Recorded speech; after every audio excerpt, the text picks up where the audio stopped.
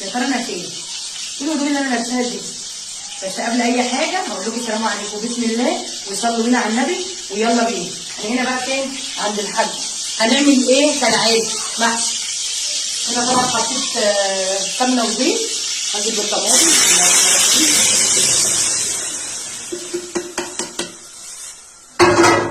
وطبعا انا بعمل كله نايف نايف. هنا مغلفه البصل بتاعي ملح وفلفل وجميع توابلي واقوم حطاه على الصلصه بتاعتي.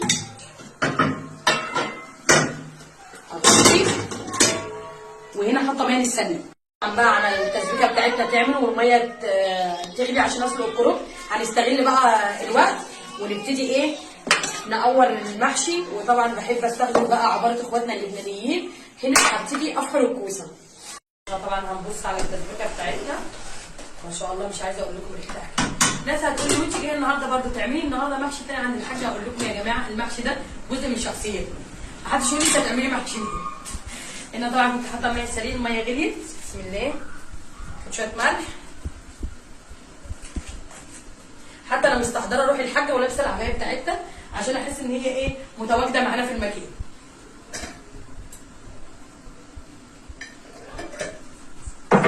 طبعا تكون بتتسلق بسم الله. تتسلق بقى وارجع لكم تاني. طبعا خلصت تسويه الكرنب معاكم. هنزود هنا عصره ليمون وننزل بورق العنب. انا ما بحبش احط له زيت. من ورا الكاميرا اختي بتقولي حط له شويه زيت بس انا ما بحبش احط له زيت. هي عصره الليمون بس. طبعا يا دوبك بس لونه يغير في الميه. انا عامله لكم بقى النهارده تشكيله محاشي رايقه. حطيت ميه هنا عشان الفراخ ودي هنا ميه للحمه. انا بحب احط كل حاجه لوحدها. هننزل بالمطيبات. وهنا ده كمون على فلفل على ورق لورا على حبان. طبعا الفراخ بعد ما نقعتها نقعه كويسه وصفيت.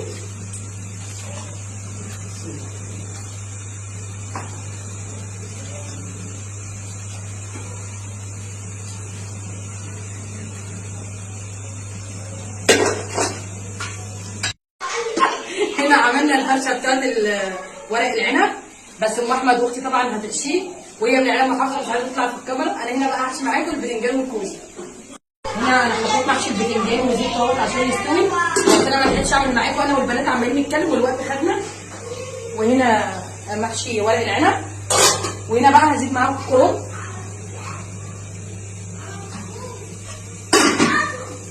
بسم الله بسم الله.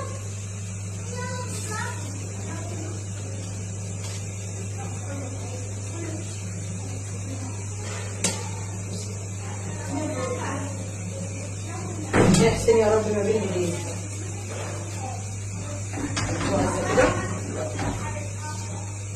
طبعا الشوربه بعت بقى معاكي عند اول صباع في الحله كده. بسم الله ما شاء الله عليه.